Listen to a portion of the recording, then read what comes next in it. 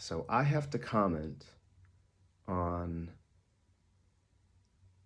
part of a conversation that occurred between Joe Rogan of the Joe Rogan Experience and Jimmy Carr, I believe a comedian. And Jimmy Carr brought up the the date of the origins of like the newspaper daily horoscope. Allegedly 1910 thereabouts is when the daily newspaper horoscope comes about. And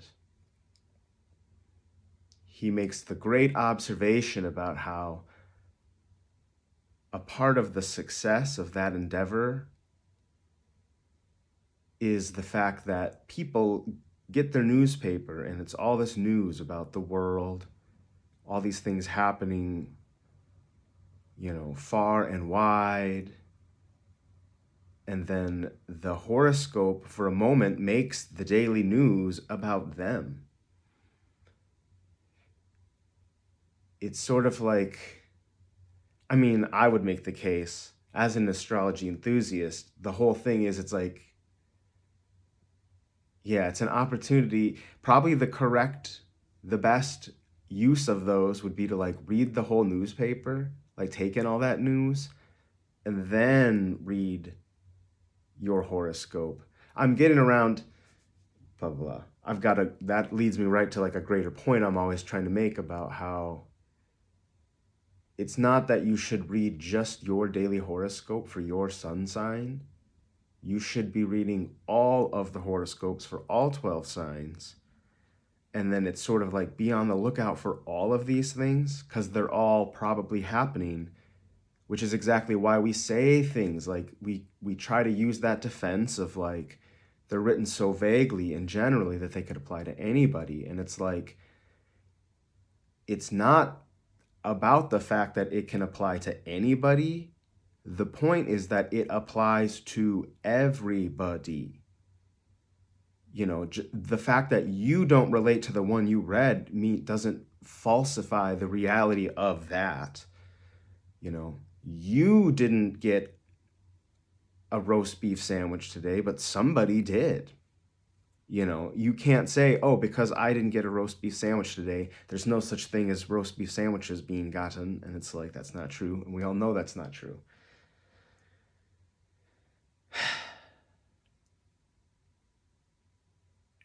Anyway, that's a tangent that so Jimmy Carr's observation, I got my notes over there because I won't remember what I'm talking about otherwise. The daily horoscope became popular because it feeds our it feeds the centric nature of our, we are what we are, the ego thing. We like to, the me, me, me, me, me, me, me. And I can admit that for me, having attempted to endeavor into the realm of doing, astrological stuff as, something like a career path, the clientele, in my observation, very often is just wanting, it's like, tell me about me. Like as the astrology enthusiast, when I see a particular transit crop up, take the big news astrologically of this weekend, this day, today, May 24th, and like through the May 25, I think, based on timings, different world clocks. Saturn moving into Aries is like the big thing. And yeah, you go like, wow, Saturn moved into Aries, huh? And then people say, whoa, what? What does that mean? And it and it means that you know, relative to the,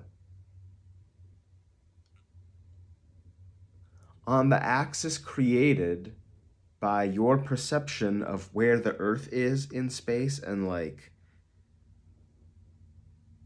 whether you want to use the stars as the linking backdrop thing or Saturn itself, you can make whichever one, whichever of the variables, the one that you're going to say like, you know, this is the Dane Rudhyar idea of like, this is like algebraic. We're like, we're just setting whichever value we want to set is like, it's this. Okay, then interpret the other ones based from that, you know. The fact that we're saying Saturn has moved into tropical Aries lets us know that Saturn is in sidereal Pisces.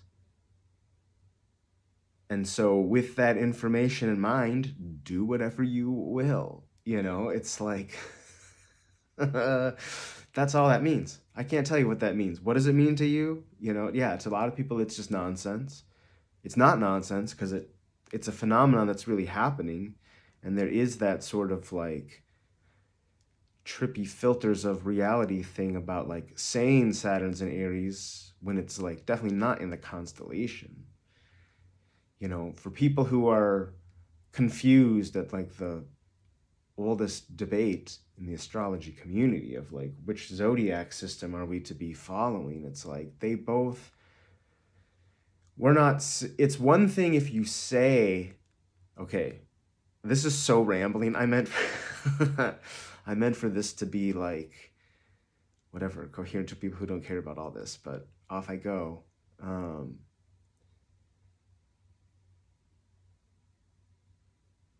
The tropical, if you're using the tropical zodiac to frame analysis of whatever in a given moment, it's totally fair to say Saturn. So here we go, right? Talking about the recent headline, the Tropical Tribune would say in their headlines, if they were being sincere and integrous journalists, they would say things like Saturn has moved into the sign of Aries, which, even if they are just on some bull,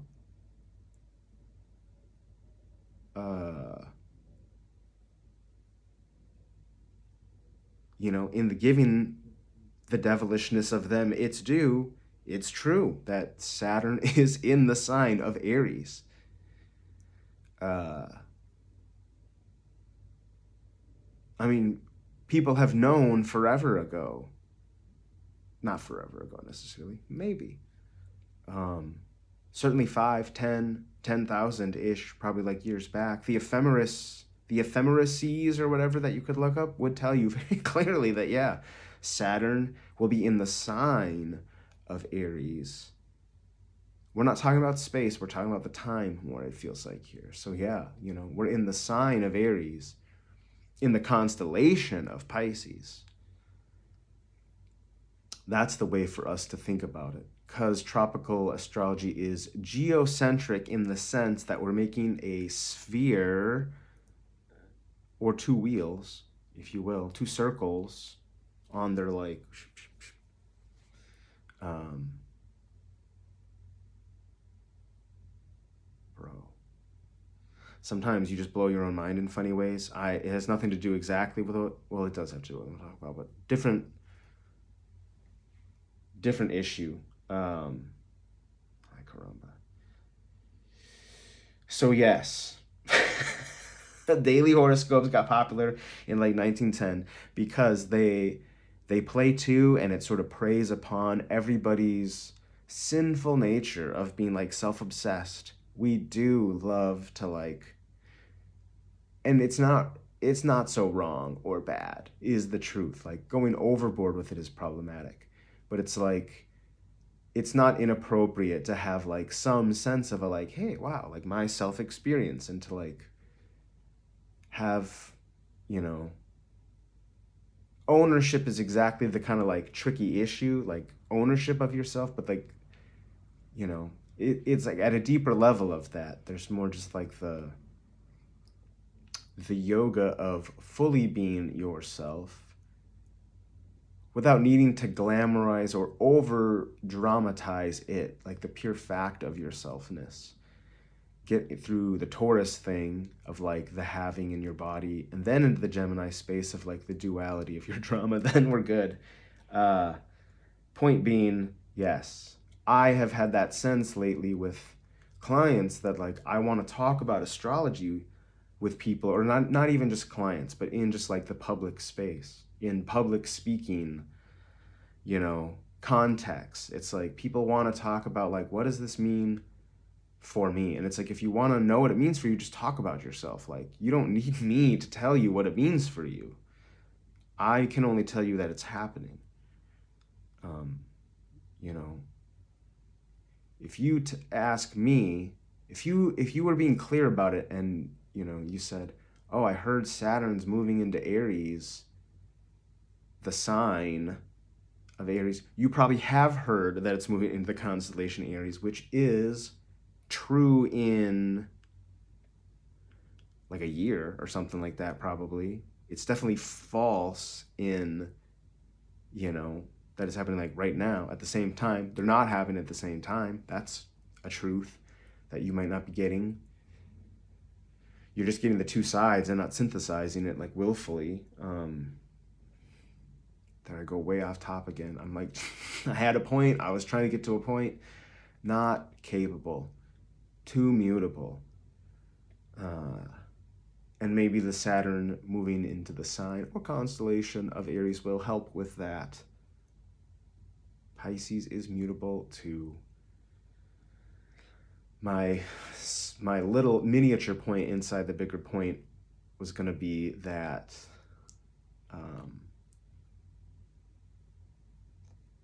like I want to talk about Saturn in general. I want to talk about Saturn. I want to talk about Aries, selfness, the ringed planet, like, I want to talk about the truth of those things. It's not that I'm not interested in what they mean for you. It's just that it can never mean for, like, I can't experience it the same way as you can at all, because it is what it means to you or means for you. And it's like,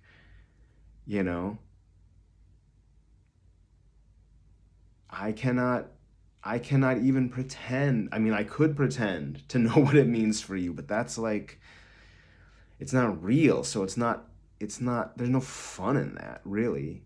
I mean, there is like a little frivolity of like, oh, and as long as we're honoring that for what that is, it's like, but don't get serious about what I say about what it should mean to you. Only take serious what I'm telling you about the facts of like an astrological transit. Saturn is moving into the sign of Aries as it travels through the constellation of Pisces.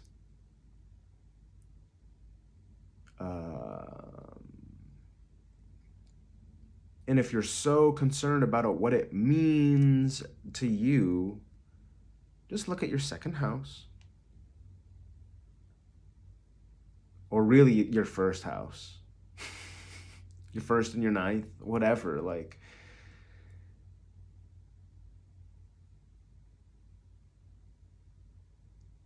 yeah, the arrested development of our psyches.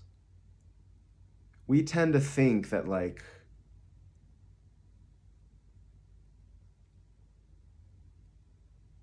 there's like a self I say this not with any malice, only with the light humor of like the spiritual girlies.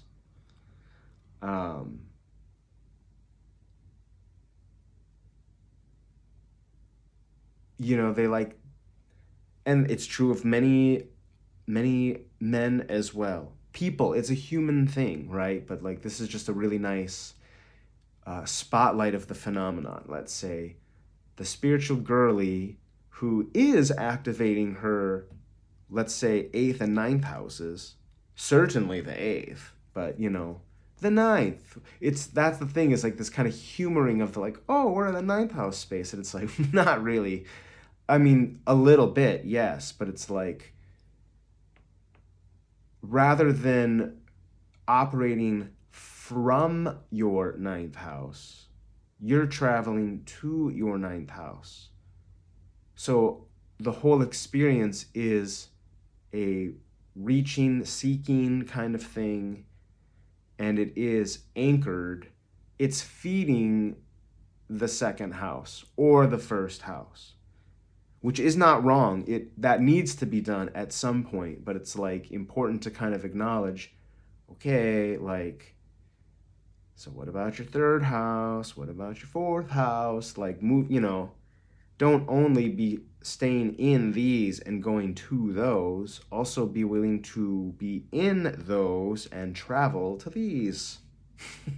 Taking the journey both ways, right? If you think you're enlightened, you probably only got enlightened in one direction, and you need to at least enlighten in the opposite direction as well, and then tend to the other, the other fundamental 359 directions of enlightenment. Yeah. Anyways, I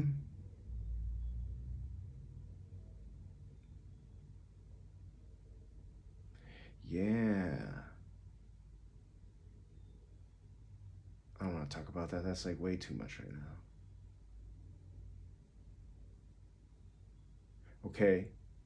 Um,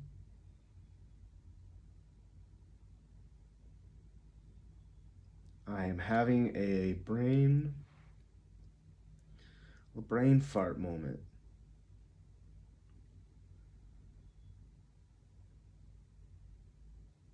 So yeah, using the astrology to like, it's not bad to study your own birth chart. You really ought. That's like, that yogic principle of, it's the whole notion of know thyself, do the self study, shadow work. I mean, like fully owning and getting to the bottom of some of your little inner trappings. Um, and you can use your chart to do that. It's like it will give us moon in the sign of Gemini. I have way too many words for anybody's good. And I'd be the first to say, even for me, it is a great relief when I just like keep them at bay when they turn off. Once in a while, that feels really nice.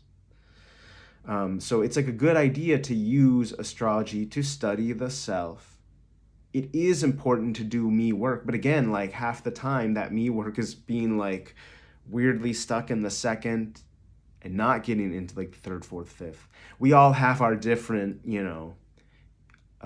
inclinations and weightinesses, whatever.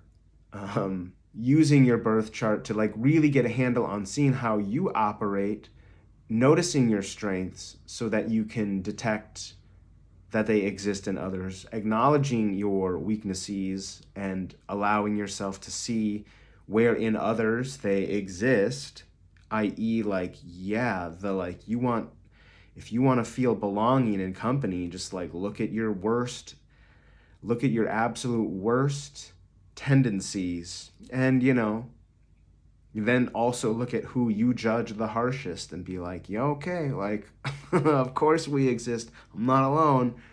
There's lots of that thing out there that I do. Using the knowledge of self as a tool to have compassion for the other, because you see yourself so clearly and honestly that you could acknowledge that you are a radically unique iteration of something that is so like generic in like the best way, you know? Like, yeah, you don't need to like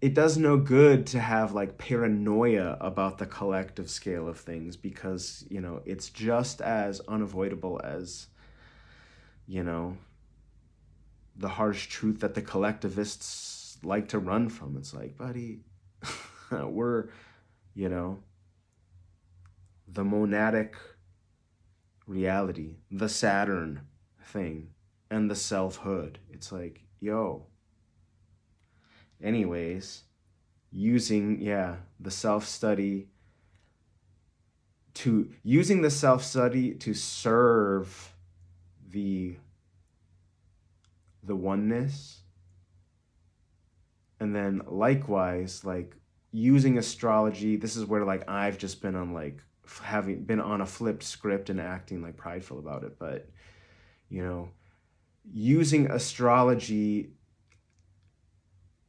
working with studying astrology itself, not studying yourself through the tool of astrology. That's the distinction that I'm making. And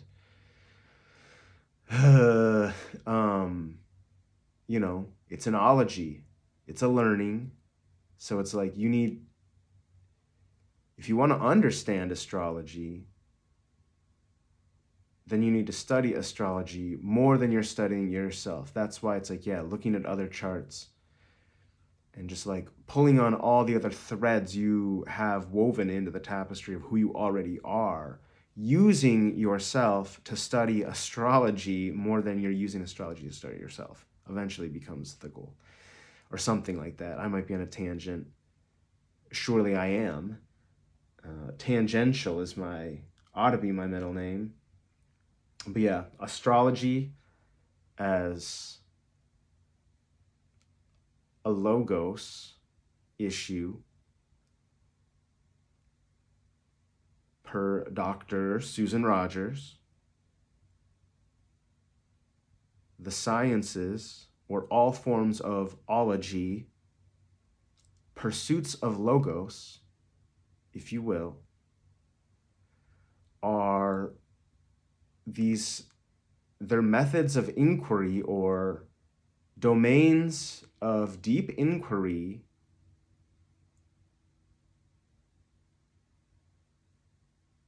where, yes, we're trying to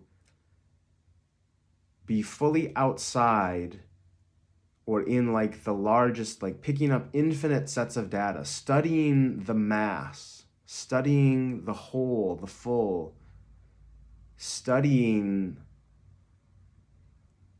infinity, if you will, and then sort of attempting to like stitch it toward a sense of a oneness, seeking a unified theory of physics. We're trying to compile as much information as we can, and then to reconcile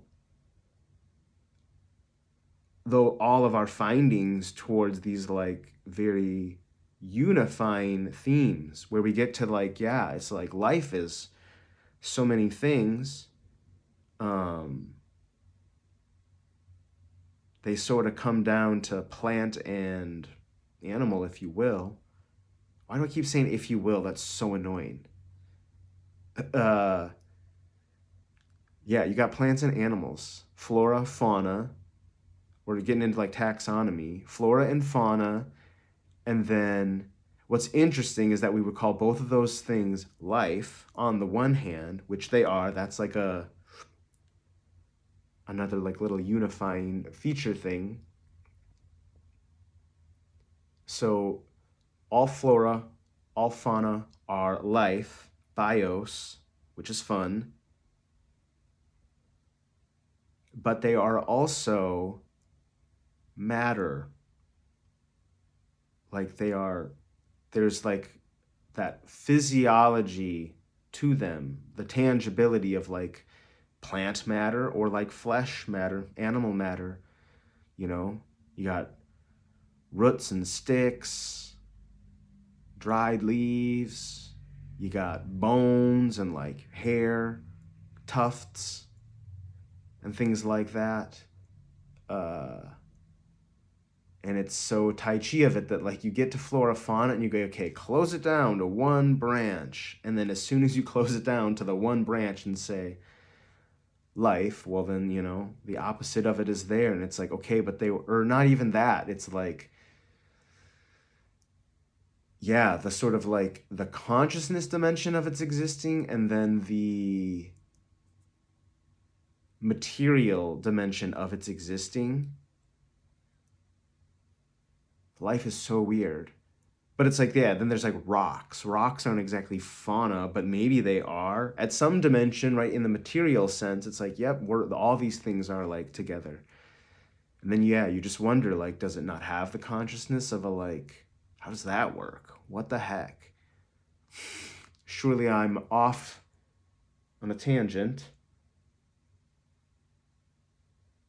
Yes, the sciences, ologies, these learnings are moving our way outward, inward to a unification. And Susan Rogers says or suggests that arts work in the inverse, and they are, yeah, their arts are sort of like purely expressive in that sense, where it's like moving from a unification or like a unity, a monad, the Saturn function, the Aries function of self. Like at least some dimension of you has access to this like hyper singular locus of consciousness, which is rooted in the material thing of like your body. Like you are a discrete unit of bios. You're a little bios unit out there. And to the degree that's a material fact, your psyche, your consciousness is accounting for that. And that's what your ego is. The defensive one that's like, whoa, me. Like, separate, like totally distinct to me. Holy wow. So moving from that is like artful, and understanding what's coming toward it, if you will, is the sciences kind of. So, yeah, man. If you're actually like working with astrology, the science of astrology, it has to be having moved far beyond. All the sciences can speak to each other in theory, and I think, you know, the worst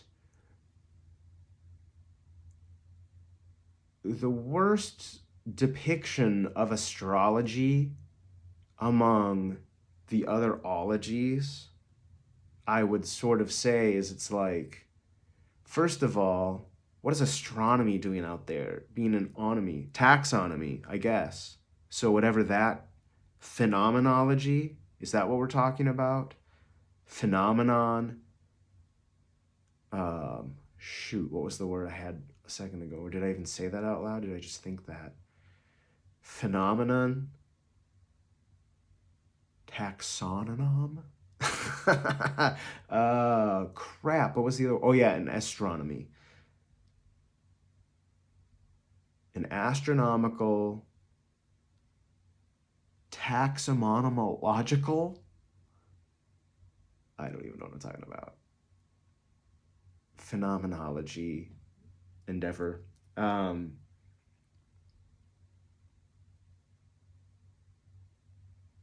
Yeah, like worst case scenario, astrology is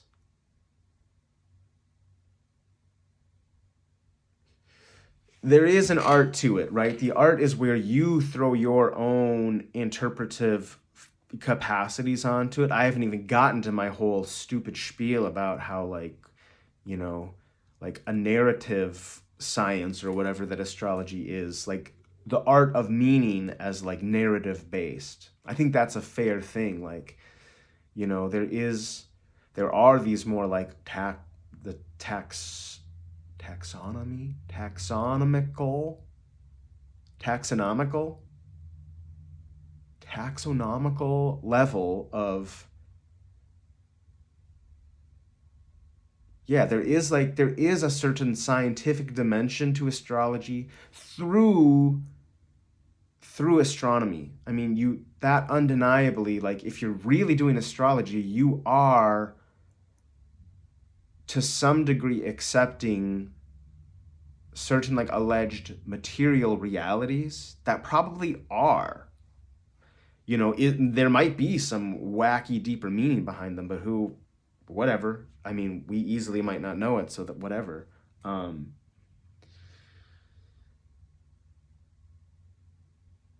Astrology is sort of like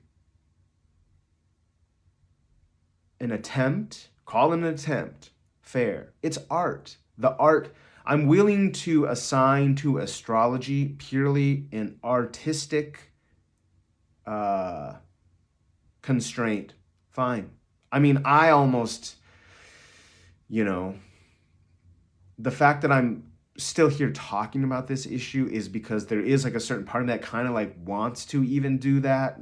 I mean, in defense of astrology, I don't want to have to, but like you do probably have to because there are so many, and no offense, not even targeting spiritual girlies like, false prophets, wannabe gurus, blah, blah, blah. There's so much of this casual blooping around about like, the profundity of this, that it's like it's not limited to any community. And a lot of times, even in the academies, there are people who are, unbeknownst to them, perhaps, making mockeries of the very thing that they are there,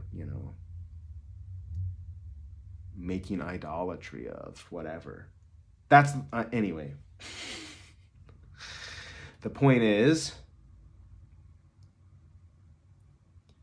that the art, call it an art, I'm down with that. The art of astrology needs to be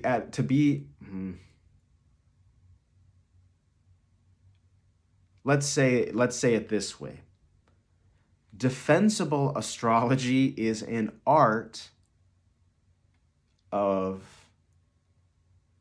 reconciling the reality of astronomical science, math, whatever astronomy is to you, whether you're in the physics of it or some other, the pop version of it, whatever,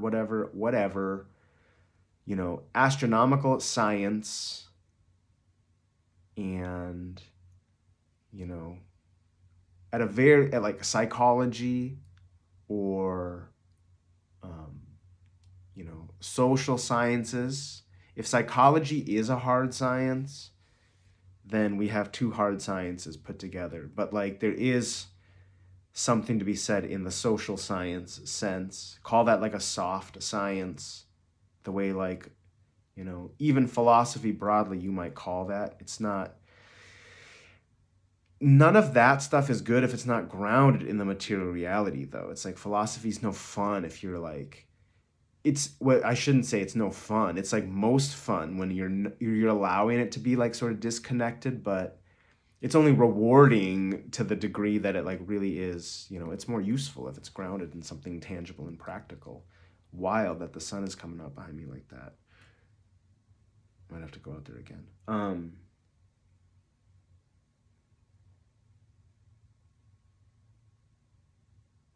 So funny the way I go tripping.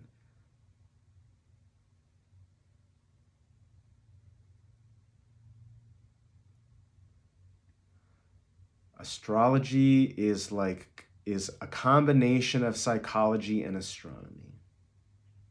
If you're uncomfortable with the metaphor, if you're uncomfortable with the metaphorical nature of astrology, that's fair. That's your business. You don't have to be into it, man. But you still have to live your life. You still have to live the material fact of your life which always will be, whether you like it or not, to some degree tied up in, you know,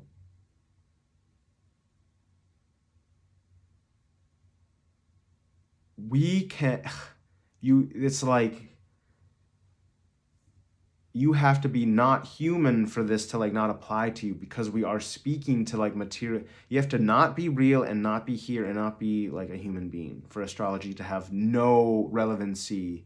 It has no relevancy to you as like an individual in a second house way, but like it's, of course it's relevant in regard, it's relevant in regard to you, whether or not you're willing to be relevant to it. You know, it does not care if you're relevant. It doesn't care if you think it's relevant. It is relevant. Um, the only question is, yeah, why isn't it relevant to you? You just don't see the relevance, probably because you're so self-obsessed that you can't even get past that first like little hurdle of going, no, we're not talking about you though. We're not even talking about you. We're talking about Saturn. We're talking about the moon, you know. The moon may or may not be able to, I've heard a conspiracy theory that the moon doesn't move the tides, but like it might. That makes sense kind of to me. If it does, wow. Certainly, it can light up the night sky when the sun is directly opposite of it, and it has full access to the light to bounce down into the Earth's atmosphere. That seems to be real. Can you do that? I can't. Um, I can go out under that light and like do stuff, and I can go out when there is no moonlight, sunlight reflecting. I can do that when the sun isn't being reflected. Uh,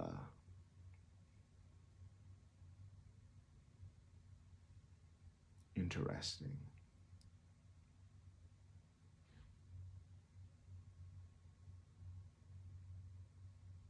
So yeah, it's like at a minimum conceding that like, yeah, we're not, if you can't buy into all the woo woo of it, then at least at the bare minimum, bro, do the astronomical legwork. Like you can't just ditch astrology with, in order to truly ditch astrology, you have to ditch both astronomy and psychology. And like people try, you know, flat earth. The astronomy is all wrong. But the astronomy doesn't seem to be wrong. We might have the mechanical structure incorrectly. We might be thinking about the material structure of it all and the mechanics of it a little bit like wrong. But the astronomy of it seems to be pretty spot on. The moon does, in fact, go around on these cycles. That's really happening. And maybe it's not an orb going around us, but okay, but there is a cycle to the moon. Yeah, maybe someone is just going with like a little thing and like, you know, I'm gonna keep my foot out of my mouth. If you know, you know. There's so many silly places we could go with that, but that's not the point of this. We're just saying, yeah, astrology is built on the legs of the logical impulses of psychology. The astrology I practice, whatever. But it's built on psychology and you know, the existing hard science, to the degree you're willing to call psychology a hard science. And I think it's fair to, because like the neuroscience stuff and like behavioral, you know, like that whole deal. Uh, it seems like something to that, all of that brain chemistry stuff. Because that stuff is relevant. I mean, I don't have to talk about it because other people have made those connections already. So like, whatever, go learn something if you want to, or attempt to learn something at the very least. We're building from psychology, the hard science of psychology. I'm probably like overloading my microphone. The hard science of psychology, and call it the hard science of astronomy. And we are interested in taxonomical. We're interested in taxonomical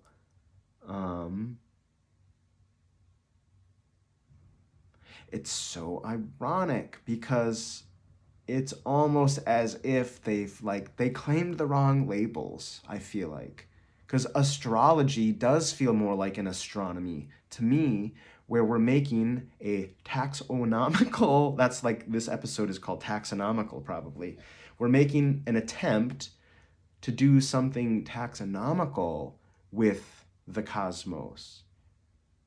You know, it's like inner planets, outer planets. We're doing something in by way of like air, earth, like the elemental studies are, it's almost as if, and interesting also, right? We don't say chemicalology, it's chemistry. And that's weird because artistry,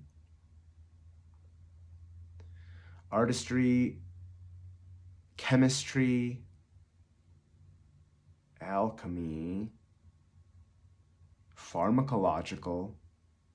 There's like these, it's so weird, the interaction of classification, observation, all of these like the different like forms of science, the different scientific disciplines and their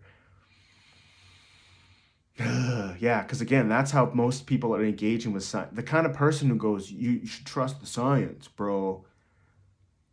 If you talk like that, you aren't engaging science from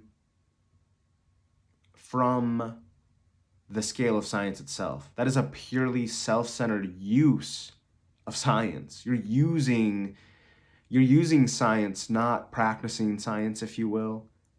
You're doing like a second house possessive utilitarian in kind of like a gross way. You're like using science. You're weaponizing science. You're exploiting science. You're doing violence to science, is the way I think about these things. Like, you know, that's like a very bad faith invocation of science and what science actually is. You don't do any science. All you do is like, you know, what is that phrase? There's a saying about this kind of thing. It's like, yeah, you're just being like gross and like waving science around as like this. It's like a virtue signaling thing. Oh, I said science. You're using the name in vain. That's what that is, sort of.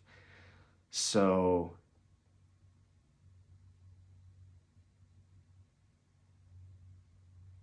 yeah, the elements are like a taxonomy game. And astronomy is also somehow astronomy. When I allow myself to call astrology astronomy, then yes, it's like we're saying, you know, I mean, Taiji is sort of like a taxonomy. If you're doing it taxonomically, you're wrong. Or not that you're wrong, but like that's a purely intellectual masturbation, like allowing yourself to live that rhythm, blah blah blah, the interaction of all these things. Because again, like the subdividing and going, okay, like each one, we're gonna hone in on each thread. We're gonna go we're going to connect everything back to like one thing. We're going to pull on every single distinct, very parsed out, split hair thread we can find, and we're going to stitch them all on to hone them all in on the one thing is theology. That is the path of the sciences, kind of. And then the path of the artist is, again, to be like, in at least in the material sense, there are a couple different scales at which we are, the artist is, I am, you are, if you're willing to be, like we are so inherently monadic and individual that it's like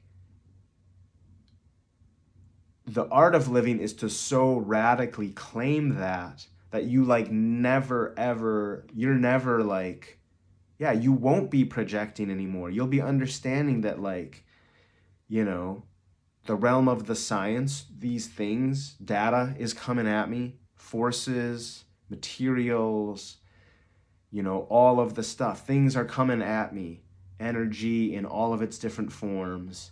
And I am, you know, I am the material me, matter in motion, the duple like meter of things, and the like the Venus return and the arterial distribution, you know, Venus is that returning energy, the toward. It's toward when you are the locus. And the problem is people are using, everyone's projecting on Venus to make it about Mars. And it's like, no. I mean, both of those features exist, but like you're associating them inversely. Like you're getting that wrong, I feel like.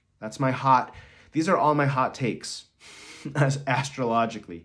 It's not even, calling it astrology is, I think, maybe even the error. Calling it astronomy might have actually been more accurate, but whatever.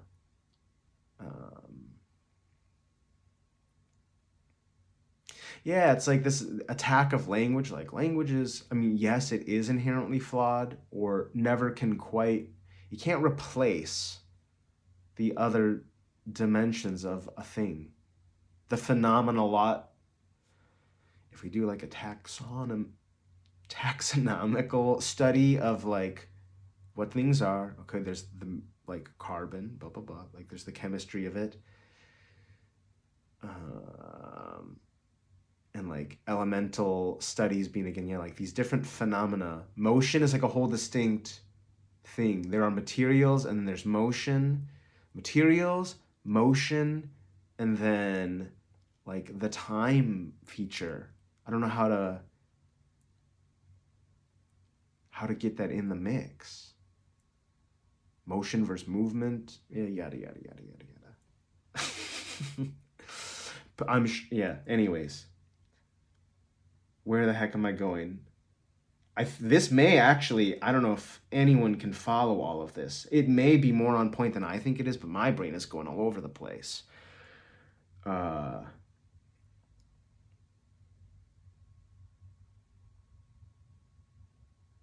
feel like, yeah.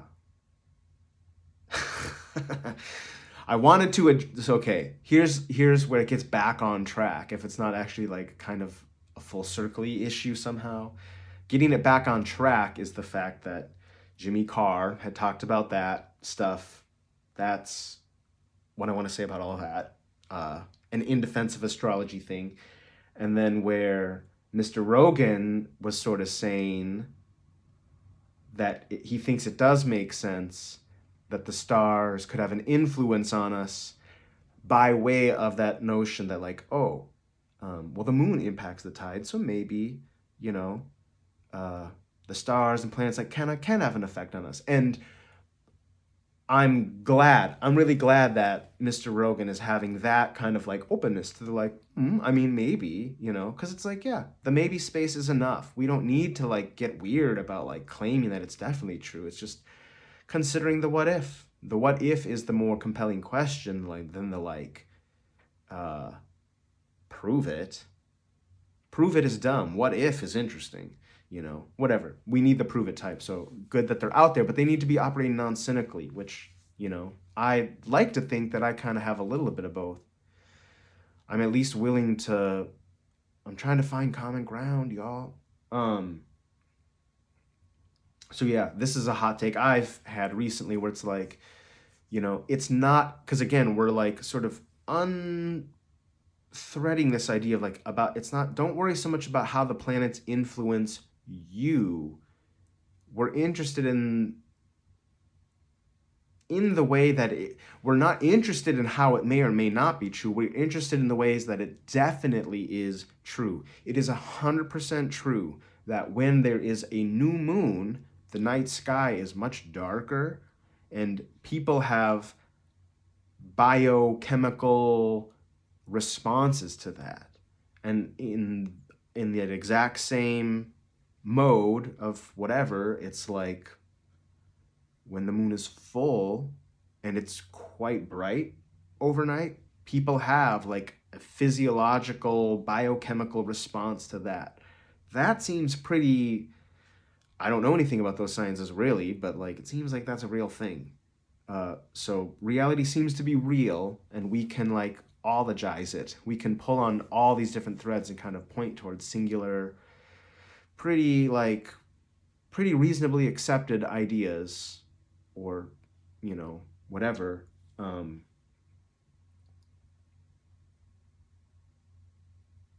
So my sense is it's not so much even about it's not if we go into the woo, like I'm glad Mr. Rogan opened this door to pursuing the woo just a little bit, because it's like now we get to ask the question of not whether or not there's some truth to this stuff. The question now becomes like, which mechanism of this purported phenomenon is the strongest? That's the more interesting question. That's the question I'm interested in. And so I like the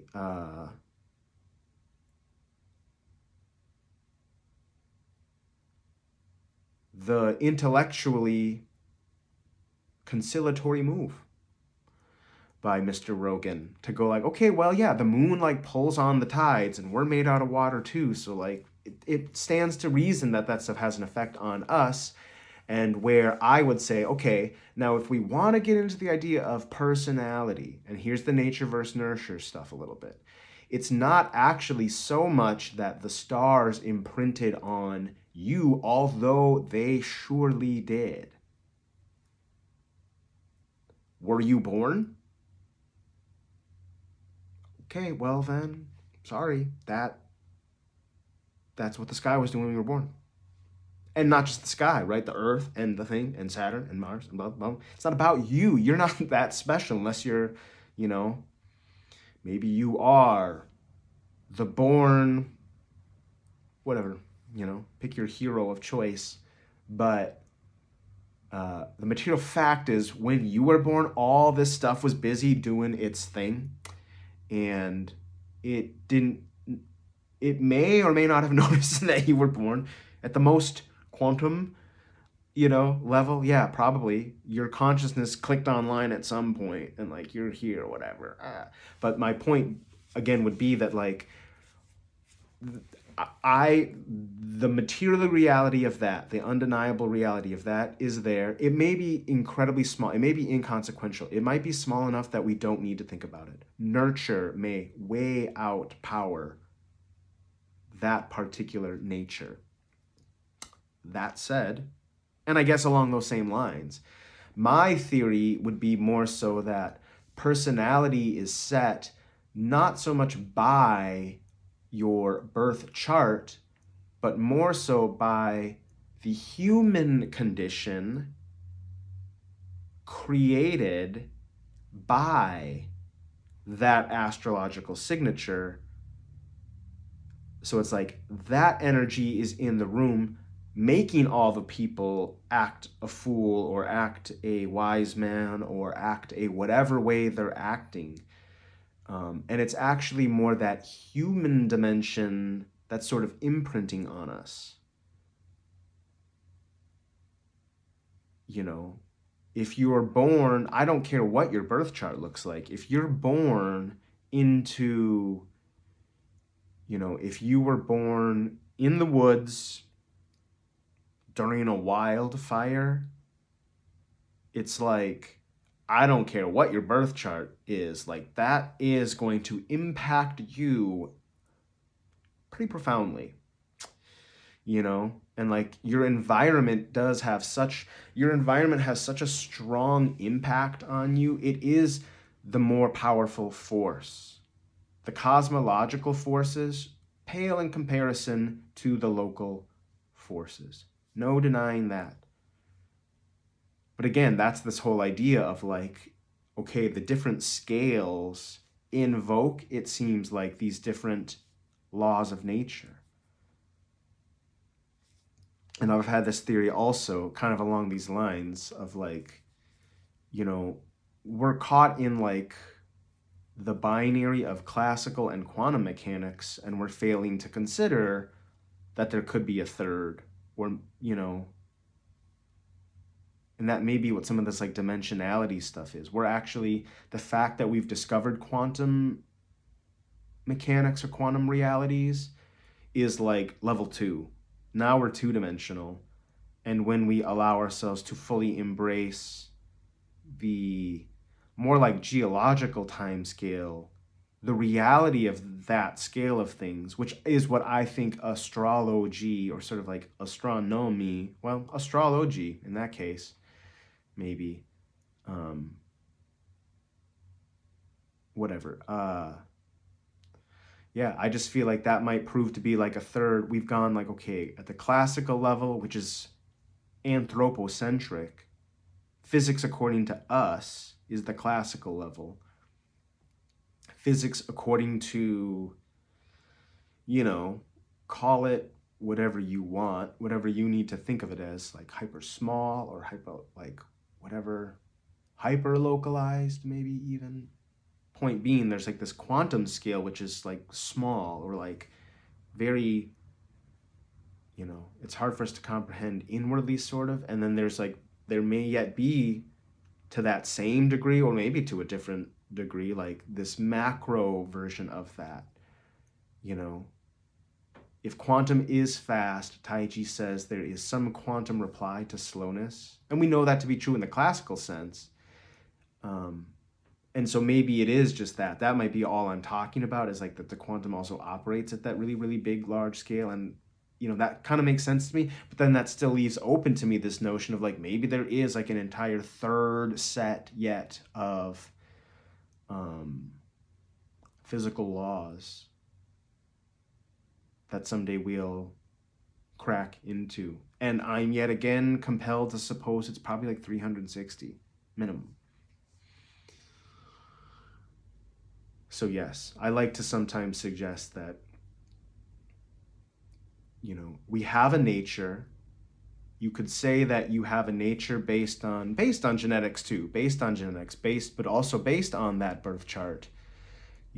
Those energies are present in your deepest internal auric layer, and then as you go, there's that nature, and then that gets nurtured in certain ways. You have certain advantages or disadvantages. You meet certain trials and tribulations based on other like people, and there may be something to be said for the chart helping you to sort of tell that story or whatever. But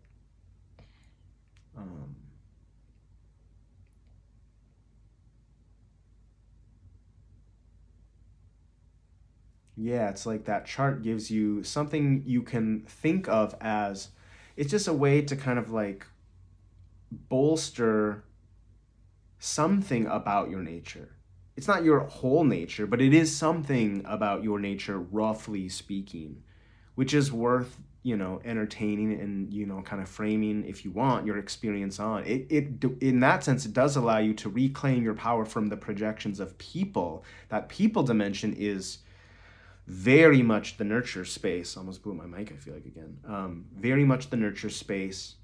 And it's a whole, there's a certain very fraudulent component to it, because there is so much just ego sauce, and it's not that we can eliminate ego sauce, but like there's so much of it that it's like, whoa, can kind of drown out the burger. So we just need to it allows you to just fortify the burger a little bit. It's like a second patty. If you'll look at the chart exists, and if you'll actually take it seriously, it's like a whole second patty of beef. So that you can go, okay, I've had these certain experiences, and the charts very much will show you that it makes sense that you've had certain experiences. It makes sense that anyone has any experiences. This again, where it doesn't work to say, oh, it could be about anybody, because the whole idea is, no, it is not just about, it is about anybody. It's about everybody. It's about you.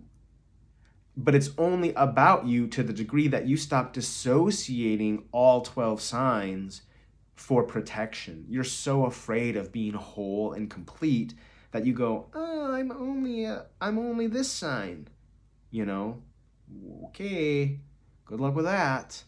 So it's you just have to fully read all 12 horoscopes, see which one on any given day feels the most relevant, the one that makes you go.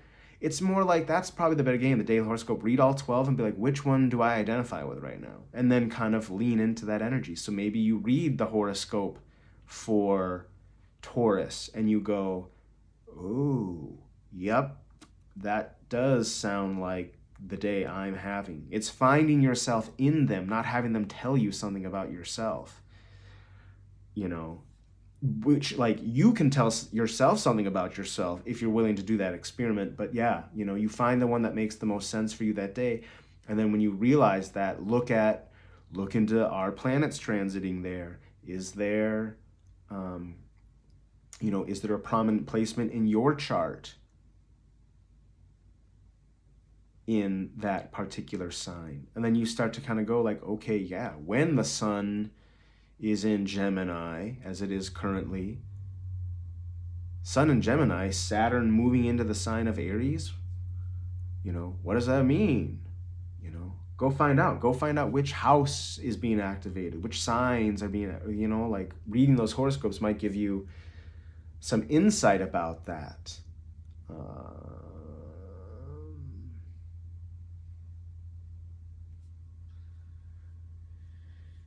Yeah. Because all people have all of these qualities. You have all 12 qualities within. And the question is, yeah, just no one lacks for anything, right? This, Mr. Rogan, I keep calling Mr. Rogan, and that's so funny. Joe Rogan.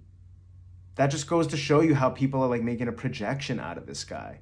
It's weird to call him Joe Rogan now, because people aren't talking about the person that often. They're talking about this weird boogeyman. When the phenomenon of Joe Rogan, the Joe Rogan Experience, if you will, versus a guy. He is just a guy. I don't know him. I don't know if it would be cool to meet him. He's a dude. And some dudes are cool, and some dudes kind of aren't. And sometimes dudes are cool, but you aren't cool with them, and vice versa. That's what it's like being a human. So at any rate, when he and Mr. Jimmy Carr are having their conversation also about all this stuff, it comes up that, is work ethic something inborn, or can it be developed, or does it have to be developed? And that's where Mr. Rogan made kind of a little bit of an error there, where he's no, I think it's cultivated, I think it's developed. And it's it can be developed, but it can't be developed if it's not there at all. And this is my point with astronomical studies say psychonomical. I'm a psychonomologist. Anyways, uh, the point is that everyone has work ethic, and it's just a question of how does it get expressed? Does it have things that sort of what types of things block it or fortify it? So you may have an intellectual based work ethic, and it's just never going to be the case maybe that like really doing that physiological work appeals. You can develop the muscle memory, the neurochemistry to like make yourself do it. But like if you gave yourself permission to work exclusively in the domain of your, you know, astrological, psychonomical, like work ethic vein, if you were able to say, you know, like whatever your Mars sign is, as a water sign Mars, you tell me, hey, your work is to be in that space, to be doing, um, you know, transmutation or like moving of energies, working with energy, being in like artistic type spaces, working in the realm of feelings and things like that. And, you know, given the space to operate that way, those days of the like, we really don't have it today, not the day for that. You know, being able to classify restfulness activities as productive, as part of the arts, as part of the vocation, as part of the work, you can see how like that's still an expression of work ethic. Artistry is the expression of your work ethic, an expression of your receptive capacity. It's not grasping. It's not what you value that you go grab. It's what comes at you by virtue of what you are, or how it comes at you by virtue of what you are, what you do, blah, blah, blah, blah, blah, blah, blah. Your Mercury, your Mars. Um, I wonder if that makes sense to anybody. Yeah, your work ethic is flavored by a certain sign, mode, blah, blah, blah. Your, and again, that's the whole thing. Your sense of expansion, your each house function, each sign function is still going to get its expression. It's just a question of like where, you know, or again, yeah, my favorite example, my pride on display, you know, being asked about vanity, and it's like, you know, well, certainly if you look at me, I'm not particularly vain in the conventional senses of the word, as in like I'm not that worried about my appearance. I'm a little, to the degree anybody would be, you know, within reason, but like I'm not interested in like fancy stuff in terms of like clothing. I don't wear nice, particularly. I like the clothes I like. I like to feel comfortable. That's about that's my biggest concern. Mostly is like feeling comfortable in it, and you know, I have my preferences, no doubt about it. Tagless tees. I'm at least cutting the tag off. I cannot with a tag back there. What is that? You know? But I'm plenty vain in other dimensions. So it's like, you know, I'm not vain in the conventional sense. I'm not necessarily vain in a Libra way. I am probably a little vain in a Taurus way. I've become more vain in a Taurus way. Not particularly vain in, you know, I mean, I probably am vain in the, that's my whole point, is that I'm vain in an Aquarian way, which is like weird things that make no sense to be like vain about. Those are the things I'm vain about. I'm vain about being quirky or whatever, or like having hot takes, and I have lots of them. So like that feeds my Leo bullshit. Um, but it's like, yeah, understanding where you express these 12 things. It's artistry. You have the 12, and if you're not consciously and intentionally directing those 12 faders or whatever you want to call them, colors, notes, pitches, blah blah blah, whatever they are, actions, types of movement. You know, if you're not fully in, uh, if you're not consciously wielding all 12, of those vectors, forces, whatever you want to call it, consciously, if you're not really intentionally doing it, then you're projecting responsibility for yourself onto other things, and that's inappropriate. It's like a bad way to live. It's not fair. It's certainly incomplete. It'll make you weird. That makes people weird. That's like what repression and all these like a lot of these weird hangups we all get are like based on. It's just like, yeah, failure to reconcile the wholeness of yourself, denial of the self. It's like you need to fully claim it, not to glorify any of it, but just so like none of it goes leaking in any crazy directions. You know what I'm saying? So that's what I have to say all about that. Obviously, I have way more to say about it, but I'm starting to get like my throat is like not happy. I want to drink water, but I don't want to drink it on camera right now for some reason. This has already been an hour. Um, I'm no stranger to talking for like 2 or 3 hours, but especially in a conversation. But when it's just me talking, I guess like an hour is I can. Yeah, if I'm not making space for someone else to talk for about an hour, I can talk for about an hour and it feels pretty good. So,